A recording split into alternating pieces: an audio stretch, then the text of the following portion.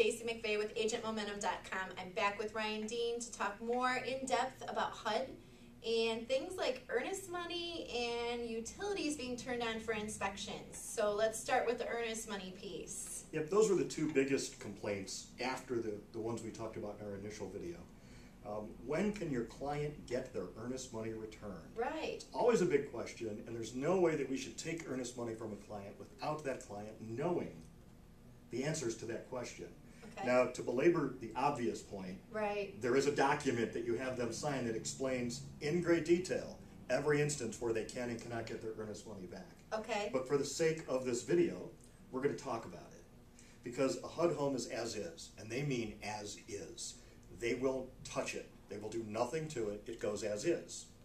Now, HUD, being who they are, is very interested in providing FHA financing for people, or having them use FHA financing to get the homes. Because FHA and HUD are one entity, HUD must follow all FHA guidelines. It's their own rule book. They have to play by it. So if you have an owner-occupant buyer who's using an FHA 203B plan for either an insured or an insured with escrow property, they have a lot of options in getting their earnest money back. Okay.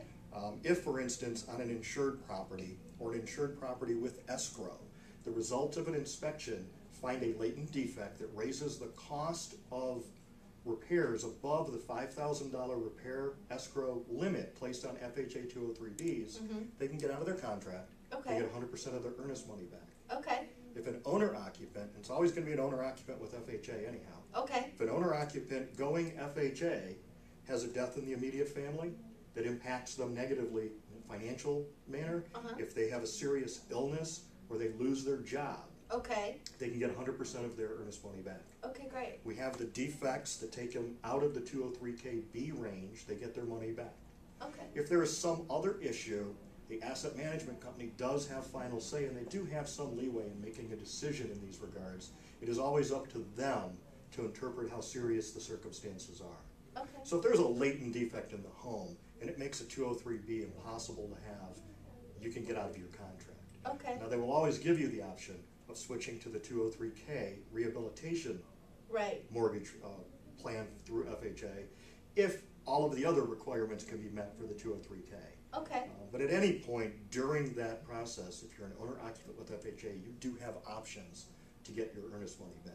But people should know, still and yet, even though there are options under these limited circumstances, this is not to be taken lightly. Well, it is not, because your earnest money is going to be, in most cases, $50,000 and under on your bid. Your earnest money is $500. Okay. $50,001 and up, your earnest money deposit is going to be $1,000, with the exception of Matt Martin real estate properties. And that's a little bit different.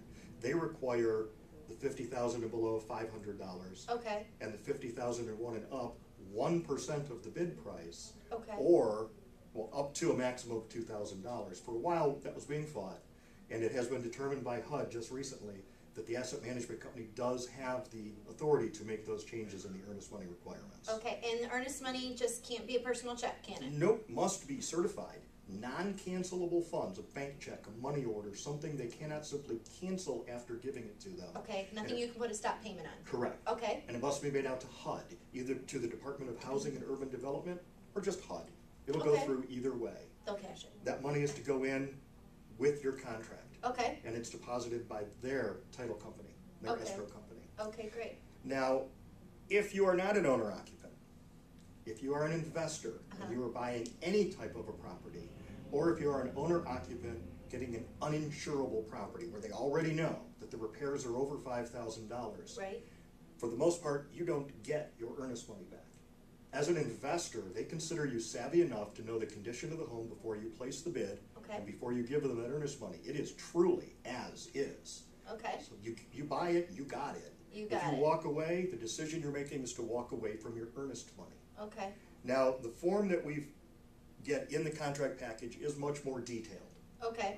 And I would recommend that everybody read that before they have their client sign it. Get a little so familiar. they know what it says on it very specifically. Okay. But that leads to our second subject. Which is? Inspections and why won't HUD let me turn on utilities? Well, yeah, and every buyer wants to know that. How can I Absolutely. possibly have a home inspection, especially with the weather here in Northeast Ohio, without having any utilities on? Because you can. How? HUD allows you to request through the asset management company permission to turn on utilities. Okay. They will give you a 48-hour window that utilities can be turned on and must be turned back off. Utilities must be turned on in the buyer's name, Okay. and the buyer is responsible. And in the form you fill out to request permission, they're signing and accepting that they're responsible for any damage that occurs to the home due to turning utilities on or the inspection process. I would guess water would be a big one here. Water's a really big one. Yeah. Electricity, if it goes poof and the home burns down, you've got a charred wreck. Okay. It's yours. It's your home now. Or at least You you're break it, paying you for bought it. You it. break it, you bought it. Now, there are some exceptions to that rule. Okay. If there are repairs necessary in order to allow the utilities to be turned on for inspection, HUD will not permit the repairs. Okay, so let's talk about that for a minute. So if we've got some of these properties where the plumbing is no longer there, it mysteriously vanished in the middle of the night. We have meters that have been pulled, supply lines that don't reach the house anymore, those kinds of things. Obviously, they're not going to make the repairs to make it available Correct. to be turned on, right? Correct. They will make no repairs under any circumstances. They will not make repairs to allow utilities to be turned on. So important to set that expectation with the buyer up front. Absolutely. And again, it comes down to them knowing what it is they're getting into when they're looking at these homes. I mean, and it seems common sense that if plumbing is missing, you're not going to turn on the water. Right. You can't get that kind of inspection. Right. If the financing that you're going for demands it, this is simply not an appropriate property for that client. Right. Find another. There's a few more foreclosures out there. Okay, good. If electrical issues cause it, same thing. It's Okay. just not then a suitable property for them to be bidding on. Okay. This HUD will never, ever do the repairs. Okay, so again, just to belabor the point, but to be clear, you get an inspection, it's a little bit more than your buyer wanted to bite off, let's face it. It's just a little bit much. They can't just say, you know what, too much for me, back out, I want my earnest money back. Yeah, there's no contracts with contingency clauses with HUD. Okay, That doesn't happen. Now, if that inspection shows, again, latent defect or repairs that would make it invalid for an FHA 203B, that owner-occupant does have the option of getting out and they get 100% of their earnest money back. okay, For everybody else, the inspections are for your own edification. They're for your information. They do not affect the status of your contract. It is going through. okay.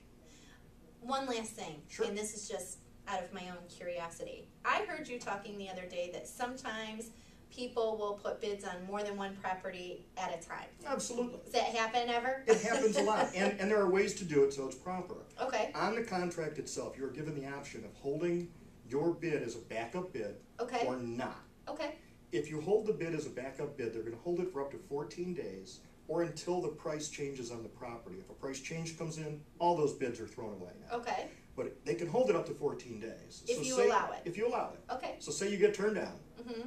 You want to go bid on another property. Mhm. You do. They take your backup offer on the first property and you win the second property. Ugh, First I bought off, two houses. you bought two houses. If you can, if you're an owner-occupant, you can't buy two houses. You can only buy one. Mhm. So HUD is going to get both earnest money deposits, and then they are going to look at those bids and determine what gets the highest net profit to HUD, and that's your house. So I don't get to choose as a buyer. If I goof this up, I don't get to say, well, I get the losing my earnest money thing, but I want this one, not No, that one. not your option. That's Okay. HUD's option. It's their house. Okay. It's their game. All right. So for more information, you teach classes here at the Market Center. We have some webinars upcoming. There'll be information below this video post. If you have questions, feel free to post them, right? And we'll Absolutely. get you some great answers. You can also find Ryan on Facebook, Ryan Dean. And we'll see you next time. Thanks for coming to agentmomentum.com. Thanks for having me here. Always. Glad to have you. You're my man. You're my guy. Beautiful. 2 down. 2 in the hopper, baby. I think we're good. I want to